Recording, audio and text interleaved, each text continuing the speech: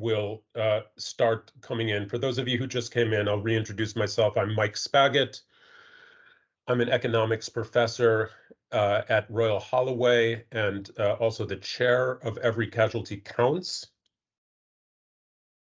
Let me just say a couple of things here, and then I'm going to turn it over briefly to Gavin Crowden, who's appeared on the screen, who's the executive director of Every Casualty Counts.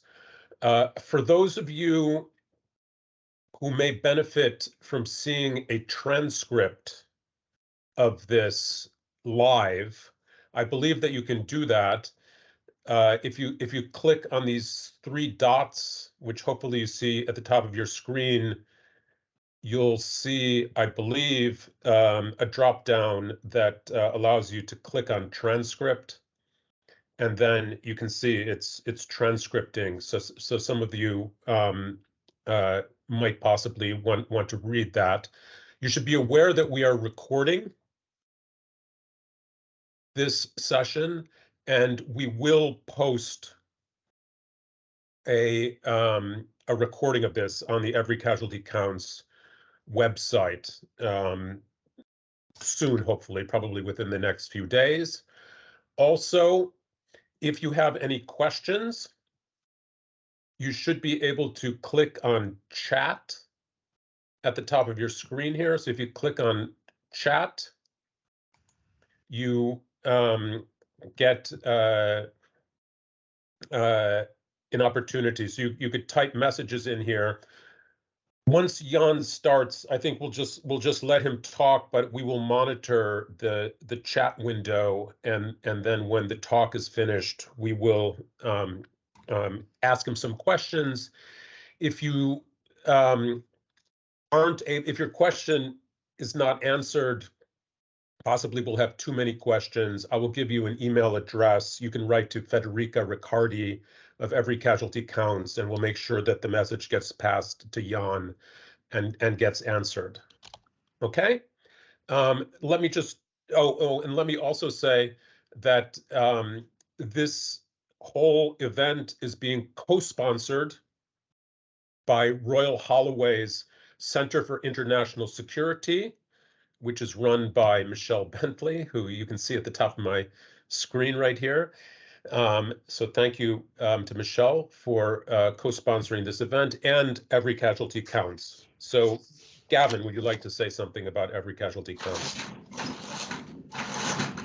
Great. Thanks, Mike. We are really delighted to be co-hosting this event today. So a huge thanks to you all for choosing to join us today. We really appreciate it. And I know that we're all really keen to hear from our main speaker, Jan, so I promise I will be very quick. As Mike says, I'm Gavin Crowden. I'm the Executive Director of Every Casualty Counts. And at Every Casualty, we believe that every life lost to armed violence deserves to be recorded, recognised and remembered. As part of this commitment, we run the Casualty Recorders Network. This is a network of around 50 casualty recorders working around the world. Delighted to say that Jan and Ghent University is a part of that network. And network members work together to support each other and to learn from each other. And together we develop the global standards for casualty recording, and we advocate to governments and in the United Nations. In fact, last year, we even inspired the first ever resolution on casualty recording in the UN Human Rights Council.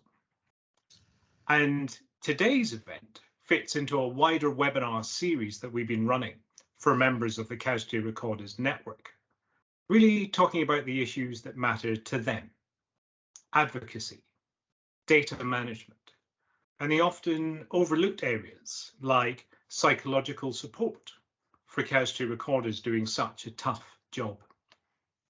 In fact, the next webinar is also at 1 o'clock UK time on Wednesday, the 15th of February.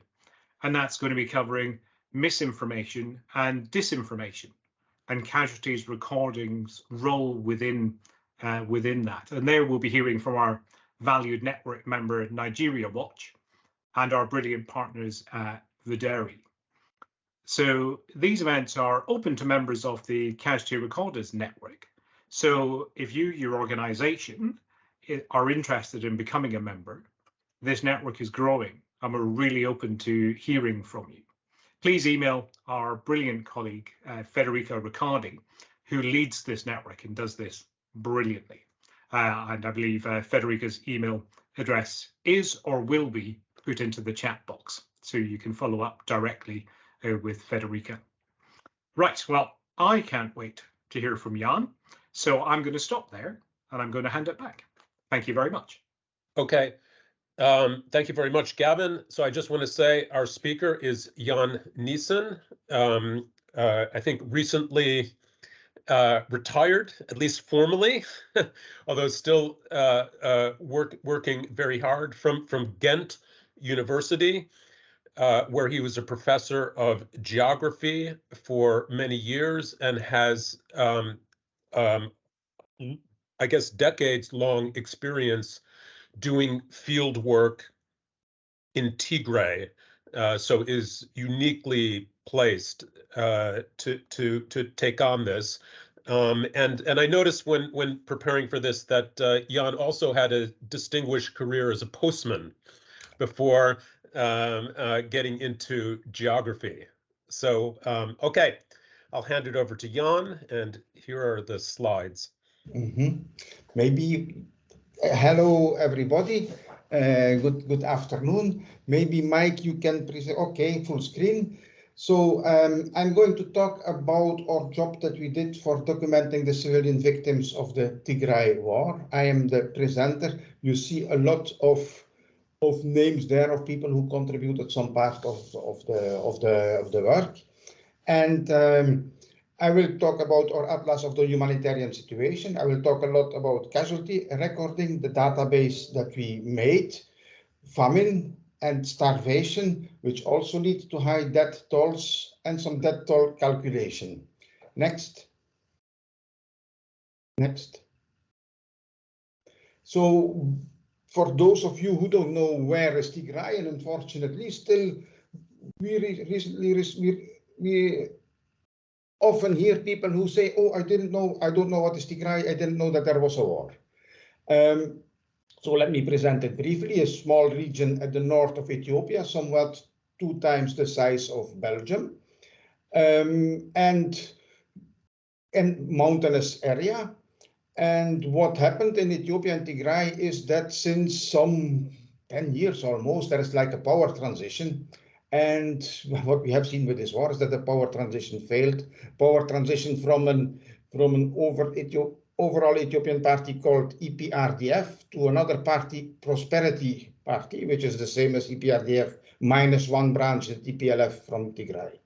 Now, this has been in preparation, at least this war, since 2018. The peace agreement between Ethiopia and Eritrea was never published. And well, like USA Today, you see it on the map. This is how they interpreted this situation, where you have the ENDF Ethiopian army, the Amhara region forces just to the south also, and the Eritrean army who are fighting against the Tigray army. There has been a genocidal intent.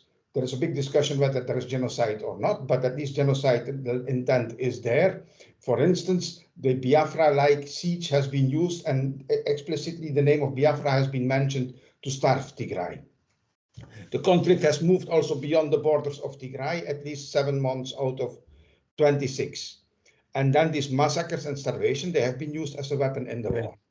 So we came into this, next. We came into this from a totally different angle as most of the people who are here, or the people, or Mike, for instance, or Every Casualty Counts. We have been doing research in geography. And we just published in 2019, a bit as a summary of all the work that we did over 30 years, we published a tracking guide to go to next for one district in Tigray, which was then also based on all the research findings as geographers in that district. You see with tracking routes and everything. Next. I'm going to talk a little bit about a small town that's called Togoga, which is on our map. Next. And up to the beginning of 2020, even though there was COVID, through internet, we were working with the communities there, and they were preparing footpaths for all these trekking routes.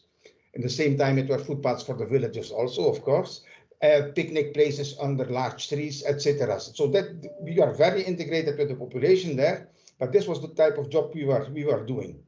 And then next, then there came the war, and Togoga was one of the towns that was bombarded during that war by an airstrike on the market, targeting really the market where the people were exchanging their goods.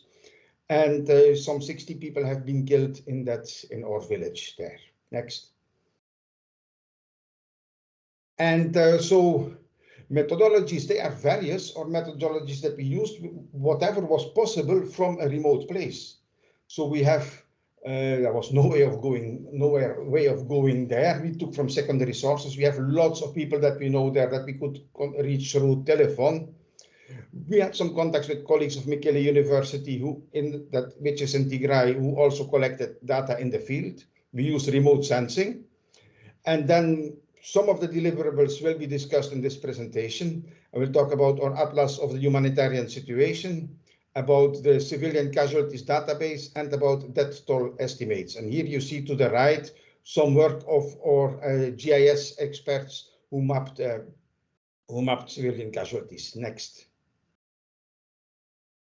So here is our Atlas, which has baseline information and then more humanitarian type of information. The Atlas has been downloaded 21,000 times so far, which is not bad, I think. Next. So we are having different types of maps as baseline. We were the first to produce a map of the districts of Tigray because they just changed recently. Next. Map of topographic roughness, the flat areas in yellow, the reddish in mountain areas. Next. The growing season, of course, very important, because when we speak about famine, it depends not only about accessibility, it depends also on the rains and on the growing season. Next. Next. Next. And then when we come to the humanitarian situation, the first data that we were getting, formal data that we were getting, they were about internal displacement, which we got from people within a UN agency. In the beginning, it were people from the village who moved, from the towns who moved to the villages. Here you see a family of my friends. That's why I blurred their faces, who are hiding in a cave somewhere for warfare. And then there has been big movement to the towns, because a lot of people have been expelled from Western Tigray. Next. You see on the left map, we see this internal displacement with red colors for negative. That means people left, and you see the Western Tigray, 75 up to 90% of the people they left. And green is population increase for people who moved in. And you have like 2 million people who have been displaced, who live really in grim, in empty buildings, in schools, whatever, and on the street without food aid often and without basic services. On the right hand, you see the colors in the pie charts. They represent the origin of the internally displaced people, and you see that mostly they are coming from Western Tigray. Next. We have maps of civilian casualties. They come at left at heat maps. That was our first work. At right, you see the massacres. The larger the red dot, the more massacres in one place. As a massacre, we defined 5 people killed. That's a notion that comes from the Armenian genocide. You call it a massacre, 5 people killed in one day in one place. But what we have as massacres, we consider the tip of the iceberg. No access to the whole areas occupied by Amhara and Eritrea. And also very often people who are fleeing, they saw dead people along the road. So somebody had been massacred, or several people had been massacred, but they don't know who they were, when it happened, etc. But I'll tell you a little bit now about our investigation methods for these casualties. Next. So we are not doing this alone. We have joined our efforts with Tigrayan diaspora. We have our own contacts. And whenever contacts are possible. They make phone calls to their family. It pops up that this and this massacre has taken place, and then we verify it through triangulation. And in this way, we were able to report the Aksum and Mahabharadego massacres long before it was in the media. You see some of the work that the diaspora are doing. We have Mr. Desta in Sweden, who is day and night on his computer on filling data and sharing it and so on. Most information comes from Tigray. In Amhara region, they have their own casualty recording network. We would wish to record also victims in Amhara region. And next, and on a few occasions, people from Amhara region, they have also reported massacres to us, like a massacre that happened in Debre Tabor with the park guards of a national park that is there. Next. And here is one of our own investigations, because we know the area very well. You recognize the map. Next. And this is a small video that has been found, yes, and it shows the Ethiopian and Eritrean armies moving along this road that is indicated. Next. And they are coming from Mekele, and we are talking about the end of 2020. They are coming from Mekele. They are going to Hager Selam, which is the place where I have also my small house in Tigray. Next. And next. And you see the two commanders, two generals who are leading it. They have been identified, one Eritrean commander, one Ethiopian general, and one Ethiopian general. We are 200 kilometers from the Eritrean border. At that time, they were not just in the border areas, they were deep inside Tigray. Next. And then in the days after that, massacres occurred in different places that were then reached by those troops. And we have also the names, of course, of these people in our database. Yes, next. Then we have also data from secondary sources. What is in the media? We have been, I have a little bit seen now how journalists work. They take this very serious. It's not you just tell them there is a massacre here with so many victims. They need telephone numbers. They need cross verification. They ask them a lot of difficult questions. Sometimes they even have the Google Earth image on their screen when talking to the witness to verify everything. Here you see some Los Angeles Times. You see Reuters. Next. Yes, okay. And then in Tigray itself, they have established an inquiry for Tigray genocide. And these people are also collecting data. And I know that there are lists, but so far, I hope it will be shared soon and that we can cross-verify again with our database and possibly expand. Next. Yeah, here you see then one of the massacres that was reported by the media, which was really a big massacre on the edge of the cliff, and all the young boys from a village were executed and thrown down. It was on BBC. That's the Mahabharadego massacre, and it was on RT. Next. And then at some moment, Every Casualty Counts and Mike especially, they spotted us. And they contacted us, and we set up some cooperation. They guided us to do it all in a more professional way, because this is not our. I just hope one thing is to be able to go back peacefully to Tigray and to continue working on natural resources, which is my field. But so they guided us a lot for improving it. And well, as geographers, we brought in also maps. These maps are interactive, and you can click on each of these dots. The larger the dot, the more people were massacred. And here your website, ethiopiatigraywar.com, number of consultations around 4 to 5, not consultations, users 4 to 5,000. And you see them ranked here. And still happy to say that 841 people from Ethiopia are among our users. Tigray is largely disconnected from the internet, so they must be in Addis Ababa mostly. Next. And then there have been formal investigations on these war crimes. The first one was a so-called joint investigation in 2021, which was done by the Ethiopian Human Rights Commission and by the Office of the United Nations High Commissioner for Human Rights. They have ignored many massacres. They were a bit sluggish in working, slow in working. they were only working with authorities from the side of the Ethiopian government. So they were only working with, even though it was joined with the United Nations office, they only were working with the Ethiopian government. And when they went to a few places in Western Tigray, but the inhabitants were out.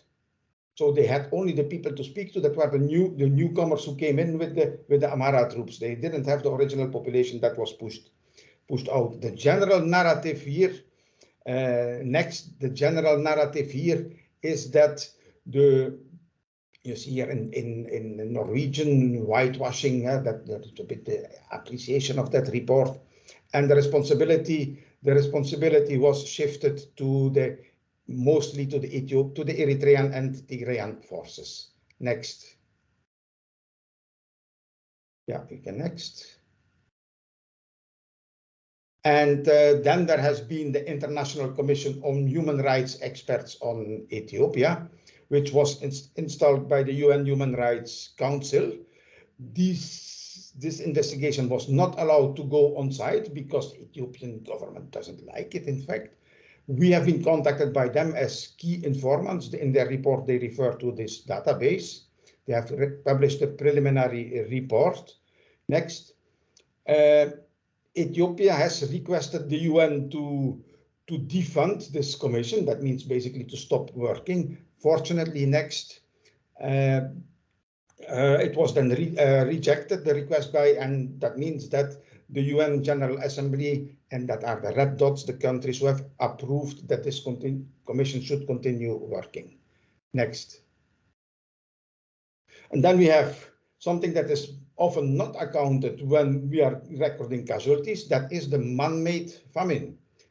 Of course, there was a problem with locusts that came there, that were there just at the moment that the war started.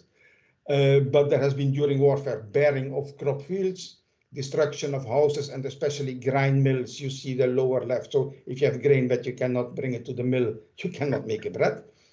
And people are really starved to death. Farmers were not allowed to come out to plow, etc. Next. And of course, no entrance. That was a total blockade. When we speak about a blockade of Tigray, it is not, let me say, quote unquote, a soft blockade like for Cuba or for Iran, where still trade is possible with some loopholes, but still possible. Tigray was totally closed off from the world for almost 2 years. And the people in Tigray, they mentioned if they could shut down the sun, or then if they could obscure the sun, they would do it also. Next. We have then some few contacts with our Ghent University colleagues, and they have been investigating the plowing season because farmers were really waiting that the soldiers were far and then rapidly come out. Here you see a brave farmer who started plowing, and you see all the green fields that look like a lawn. In fact, these are fields that are unplowed and the weeds are growing. So we had a very large, that's on brown on the graph 2021, a very large area was unplowed and many lands were sown lately. Farmers have tried their best. They have a lot of indigenous techniques. We published a paper about that, but there was only 20 to 30% of good crop, lands with good crop. Next. Yeah, you see the crop failing. Next. In 2022, they went again to the field. They gave us their data. The big problem was then, because the war was far during the cropping season of 2022, the big problem was that they couldn't get fertilizer. And when the fertilizer came, it was in insufficient amounts and it came very, very late. And many lands failed. You see a photo here that represented on the right, the ammonium phosphate was applied. On the left field, there was no fertilizer, and you see the difference in growth, and that will be a difference in crop yield. Next. Yeah, and all these data are online available as open access. Next. And this leads then to famine if people cannot plow. Yeah, and if and you see on the left map from the famine early warning system, you see Tigray represented at the north of Ethiopia. And in green color, meaning that the food insecurity is minimal. So we were okay. That's the normal condition that we know from there. But now we go 1 year farther, June to September 2021. It's almost all in red and emergency, and with black dots, pockets of famine. I'll come back to that. Next. You see it again, August, September, the same, very, very dire. And even now, it is a bit better because people have harvested. Yeah, even though the crop was weak, they have harvested now. They are eating their crops, but soon it will be exhausted. Next. And these classes of IPC, you see them here, they have all a definition, and every district gets a qualifier. And that means that you have the people who are monitoring this, they have a meeting and they decide, just from by now, this district is in this condition. And that's called the IPC classification, Integrated Food Security Phase classification. And you see that, for instance, 400,000 people are declared in famine with such a, what does it mean, famine? What does it mean, emergency? It can also be mathematically expressed, unfortunately. Of course, these are estimates by health experts. If a region is in emergency, you have 1 to 2 famine deaths per 10,000 people per day. So that's a lot. Huh? For under 5, it's 2 to 4. If you go to famine, it's over 2 and it's over 4. Next. So that's done. We have been working with those data. We have been working with those data that were presented to us by IPC. And then what we did was, excuse me for the statistical expression, but what we were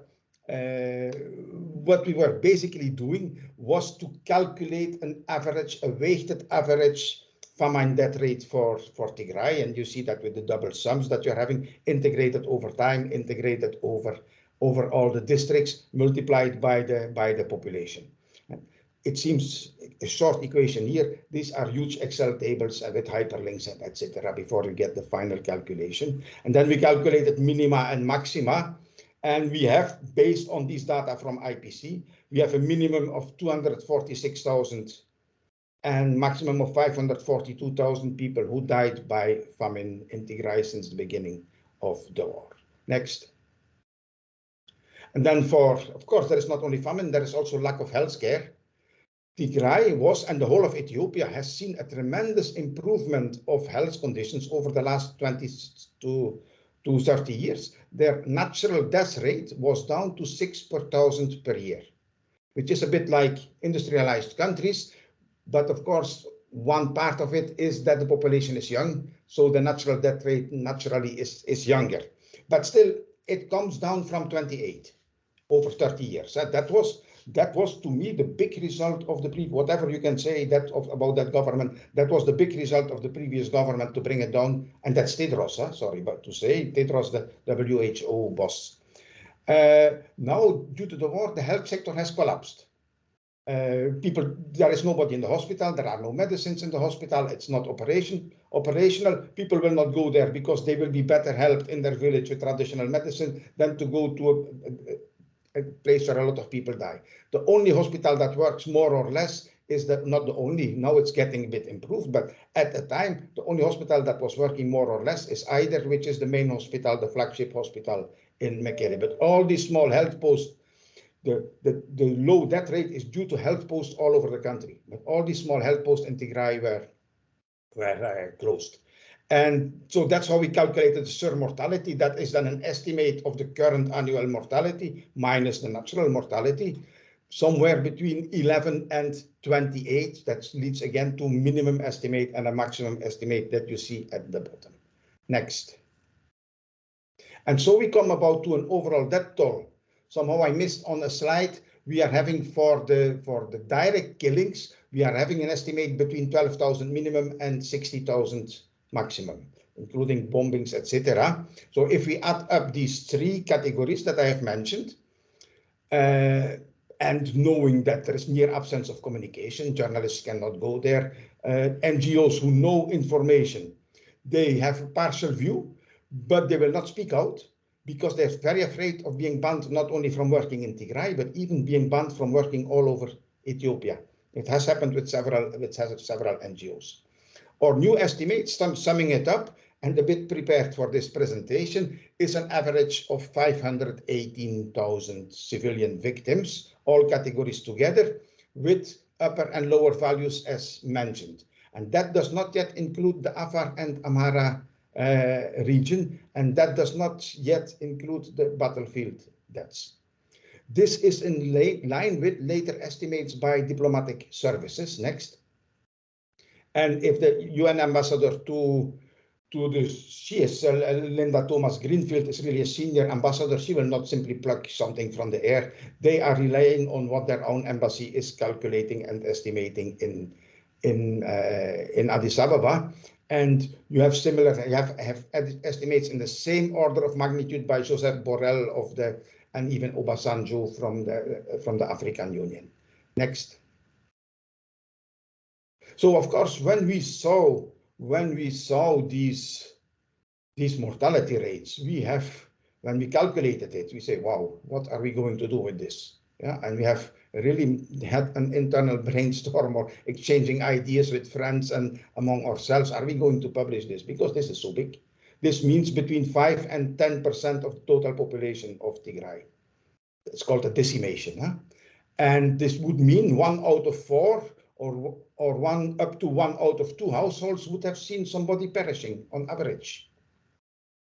But then we started talking to Tigrayans in diaspora, but I know this person, I know this person, I know this person. And all had family members who have been killed or who died unexpectedly. So that gives us a bit confidence in our data. You wouldn't see starving people clustering together because there is no attraction point to bring them to one place. Of course, this starvation is not equally spread. There are areas, Mekelle is relatively better. There are areas that are very remote, areas that received a lot of in-migration, areas like Hausian, Abiyadi, and so on, that have sandy soils and that have always poor crops, so they are even more weak to resist to all this. And even in Mekelle, it is estimated that in the very poor slum areas, you may have entire households who have perished, or almost. And you see that one title in the media, Ethiopia will be digging up mass graves for decades. Next. Now we try to have outreach about that. We have our website, which is there. We have an irregular mailing list. You can get on that mailing list if you give your contact.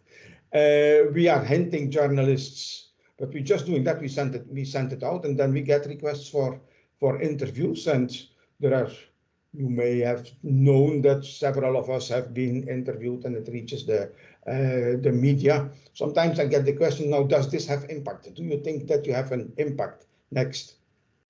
And of course, that is next. Yeah, back.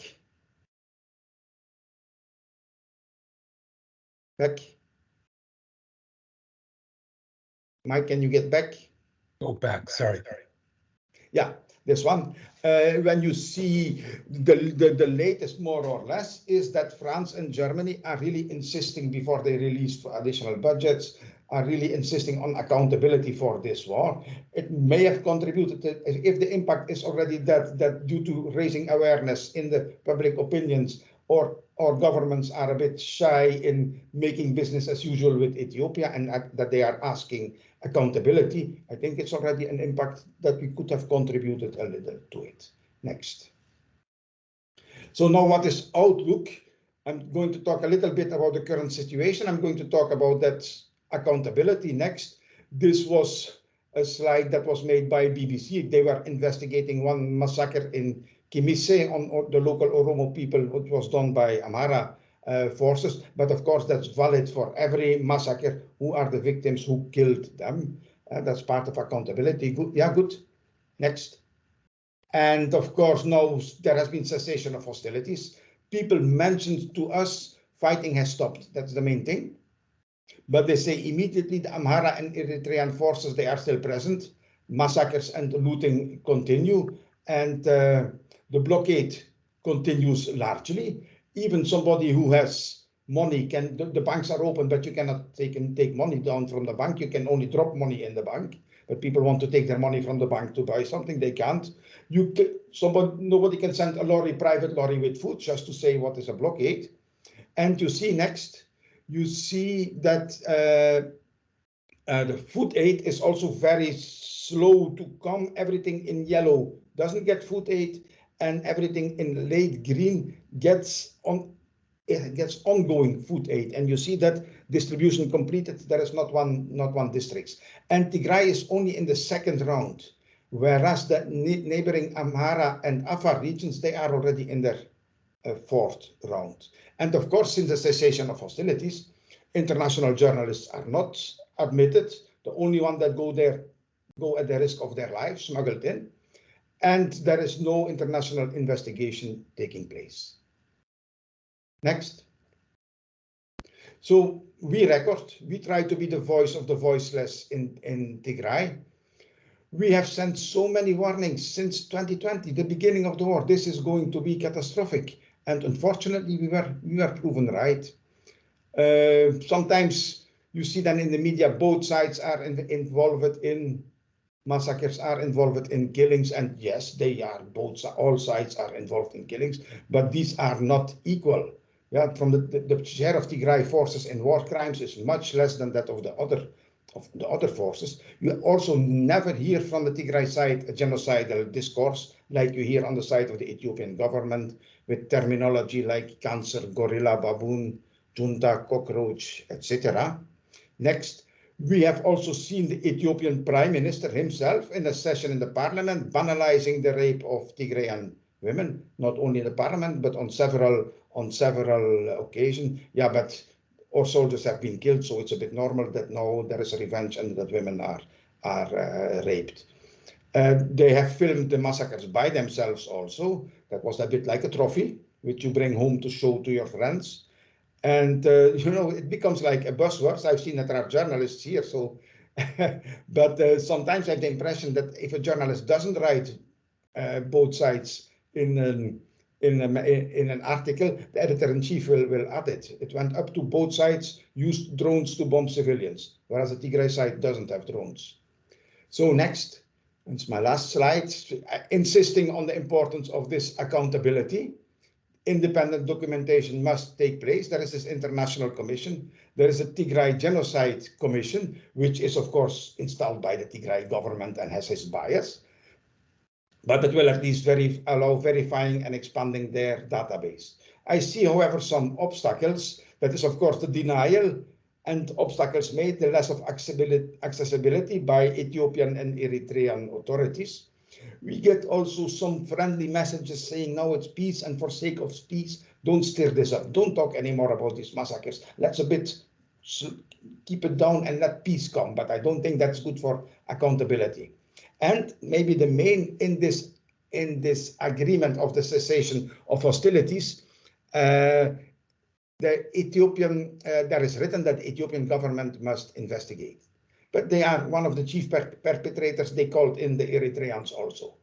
And then there is this diplomacy, I call it big smiles, between TPLF and the Ethiopian government. And one way of getting away with it is inflating the role of Eritrea so that the role of the Ethiopian army can be will be less exposed. Next. And I thank you for your attention, and don't hesitate to visit our website. Good, and I'm listening to the questions that are there. Okay. Thank you so much for that, Jan. Very, very informative. Now, I was planning on monitoring the questions, but I couldn't because I was suddenly required to handle the PowerPoint slides. And incidentally, I swear, sometimes they just changed on their own. It wasn't me. But anyway, leave that aside. So without having had a chance to pre-screen these in any way, let's just go, with the last one that I see in front of me here. I see Martin Plaut. The figure 600,000 for the total death toll in the war is taking hold in the media. What is your best estimate for the total since November 4, 2020? I think you kind of answered that, but go ahead. Yeah. Yeah, best estimate or latest calculation was the average 500,000. And you see now we calculated up to the end of December, and we are with a minimum of 300 and a maximum of 800,000. We must be careful with this figure of 600,000 in the media. Media will write up to 600,000. We have not said that. We have said from to. And if media say up to 600,000, in social media it becomes more than 600,000. Yeah. Okay. He's clarifying here that I think he wants to include battlefield deaths. I'm not sure you said much about battlefield deaths. No, I cannot. A lot. Okay. Massacres. But for the rest, I cannot say it. We have not been monitored. You don't think you can quantify? No, didn't try. I can answer quickly. Yes, the slides are going to be available, and and we'll also post a recording about this. It's moving very quickly in the chat here. This is stimulating. But I saw one question which I think is sorry. Go ahead. Yeah, answer anything you want. Somebody is asking me, did you do the same type of investigation for sexual gender-based violence? Yeah, which is really one of the big things you have seen that if a prime minister says such things and makes jokes about raping of women, this is a message to the soldier. Huh? Go ahead. Yeah, and it has been very bad. But this is even much more difficult. Nobody will say my sister has been raped, because our sister will, in that culture, and even in our culture, that sister will not find a husband anymore. Yeah? So the only way of knowing this is through the health workers, because they talk confidentially with the victims. And I think the Tigray Health Bureau, they have come up with, because they managed, let me say, those hospitals, they have come up with a number of 120,000, I think. Okay. You can see my screen here. But you want to answer this question about from Bronco? As a Tigrayan, I'm afraid the Inquiry Commission founding in Tigray might be neglected for a political aim because of the peace deal, which is in quotes. What can be done to safeguard that truth and bring accountability? I fear there are actors that want to bury the truth. Well, I cannot look into their minds what they are going to do. Obvious, and that was a little bit. That fear was a little bit expressed in one of my last slides. That they don't make a lot of noise. As long as there was fighting, they made a lot of noise, and now they kept quiet a bit for sake of peace, and I don't like that when we talk about accountability. Actually, let me put my own spin on this question from Michelle Ganelli.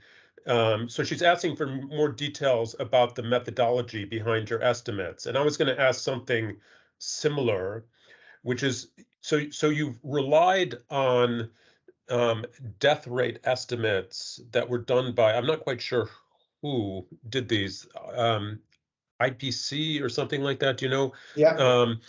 I mean, can you dig a little bit deeper? Like, first of all, what is the actual organization that did those estimates, and how did they go about doing it?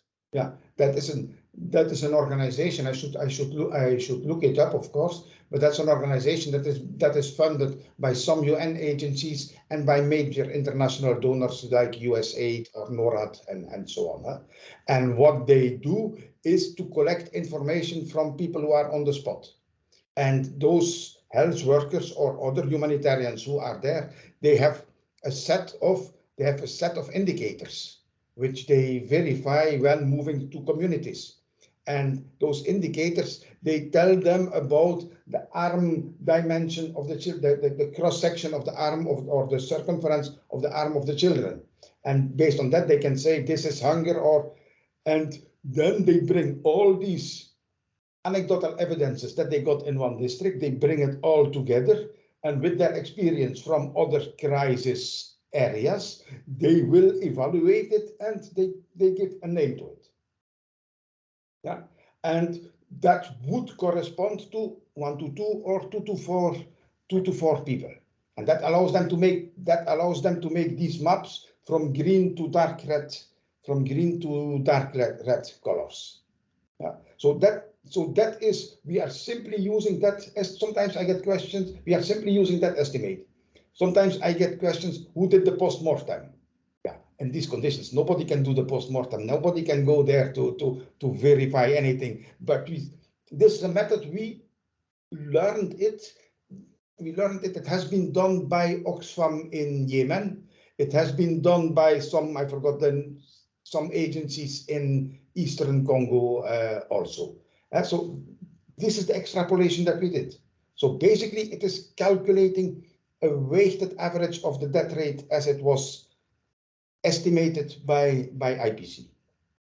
IPC, what is that? What does IPC stand for? Integrated phase classification of that I was telling you, this international organism by UN agencies, USAID and other major donor agencies. Okay.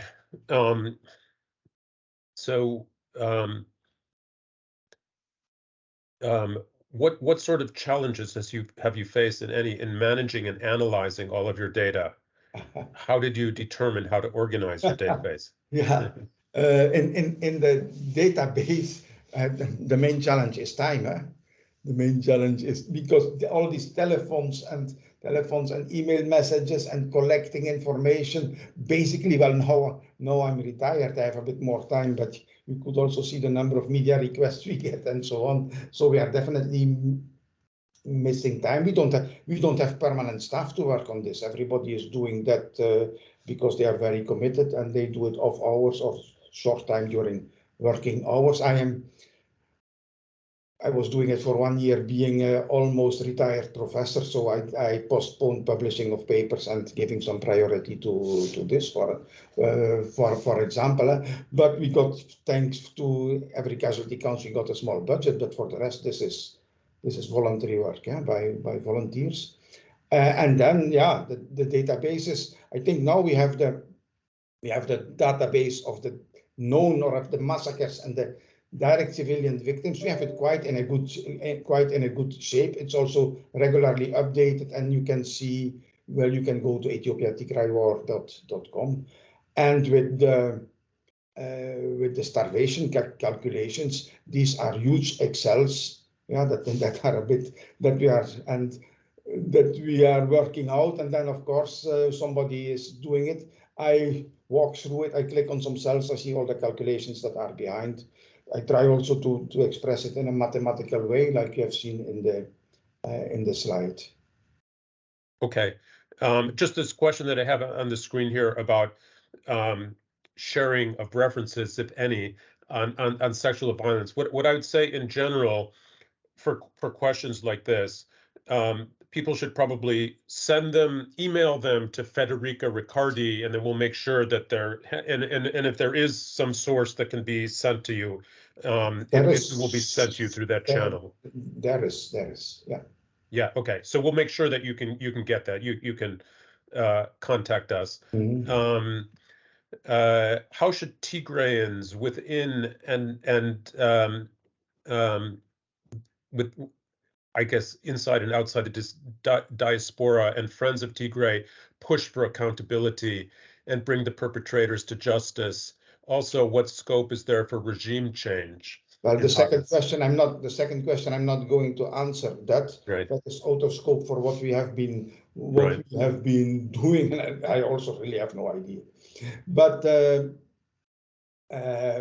and the first one is about advocacy. Well, I would say what I found when you talk specifically about Tigrayans in the diaspora, their communication changed. They are among each other, and then they send emails to Gutierrez, and they send emails to all these big shots, Joe Biden and so on. But I think something very important is the outreach to the communities in their host countries, because it's really shocking how many people are still not aware of what has happened in Tigray. So outreaching to the public opinion, I think that's really very important. Yeah, so it seems that the policies of making Tigray very inaccessible very efficient have worked pretty very well efficient. in keeping sort of the lid on this, so that it's not constantly in the news. Somebody was skipping up that I saw a question about on Eritrean refugees. This was definitely not intentionally skipped. They are very. I have not studied it. I know can put you in contact. There are people who are very, very, very knowledgeable about that. Long before the war, there have been lots of skirmishes between host populations in Tigray and Eritreans who are being a refugee there for various reasons. I can expand. One basic reason which you can guess is that the local people say these refugees are better treated than us. International organizations come and they give them lots of things which we don't have ourselves. So this gives a lot of tensions, and probably in a war condition there can have been revenge and different things that have taken place. So definitely they are very exposed. But maybe the worst is those who are those who are taken back. The worst is those who are taken back to Eritrea. They are in our casualty database as far as we know them. Yeah. Sometimes they may not be recorded in the same way like local Tigrayan people, because the Tigrayan people will not know them by name. Yeah, they know they are an Eritrean refugee, they don't know them by name. Huh? But every information that we get about Eritrean refugees that have been killed since the beginning of the war, it is in our database. We don't avoid any civilian casualty. Huh? Yeah, let me say something, and Jan, correct me if I get anything wrong here. But so the casualty database, which we helped a little bit with, that that is, as valuable as it is, I think we agree that it captures some fraction of all of the violent casualties, probably only a small fraction, unfortunately. We've discussed ways to possibly build it up further, if there's funding for it. For example, doing a survey of priests, which I understand are kind of ubiquitous throughout Tigray, but it's by no means anything approaching a comprehensive record of all the people being killed there. The calculations that you did that resulted in figure I guess roughly around 600,000 with wide error bands around it. That's something entirely different, and that's not based on person by person casualty recording. There's no list of 600,000 people who have died. It's based on estimates of mortality rates and then comparing those with earlier mortality rates. Okay, I see a lot of nodding, so you didn't disagree with No, of course, obvious. Okay. It would even be hard. It would even be hard to account really for them if a grandmother dies from hunger. Yeah, people may record she dies by age. Right. Yeah. Right. Yeah, I mean there are other issues here with excess deaths. You can identify a difference between a pre-war mortality rate and a during-war mortality rate, but actually identifying which ones were the ones who would not have died if the war hadn't happened is it's probably impossible at the end of the day. To some extent, of course. If some people died, you can clearly say if there had not been a war, this person would be kicking and alive. Huh? Yeah. Right. An insulin patient who doesn't get insulin and dies because of simply somebody who is bitten by a dog and there is no vaccine against rabies and he dies in the worst conditions. That's due to the war. Right. Right. Okay. So I would like to join in the chorus of thanks and praise to Jan, and remember the first slide that listed a lot of people involved in this project. I mean, Jan, has presented it to us today, but he's far from being the only person working on this. But thank you to all of you for doing all of this work. Please keep in touch with Every Casualty Counts. We will be having more of these webinars.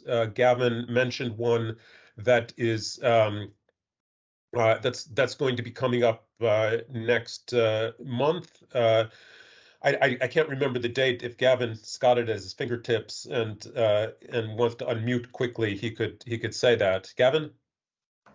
On the 15th of February at 1 o'clock, and that's on disinformation and misinformation. Okay, yes, thank you. Thank you, Michelle, who's also thanking us for co-sponsoring this from the Center on International Security. And then let me just re-emphasize that we should view this as the beginning of a conversation, and anything that was left unfinished here, please pursue this by email, and I promise you that that we will respond. I know that Jan will respond, and we'll share any resources that we have, and we'll be putting the PowerPoint and a recording of this up on the website, and it would be good.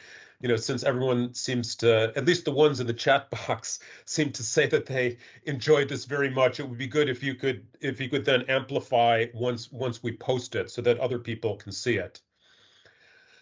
Okay, then thank you also to everybody for coming. And remember, we're finishing within the hour, so when you go to one of these, you don't have to worry that it's going to spill over for 2 hours. But I'll now declare this event to be finished for now. Goodbye, and thank you, everybody. Bye-bye, thank you. Yeah.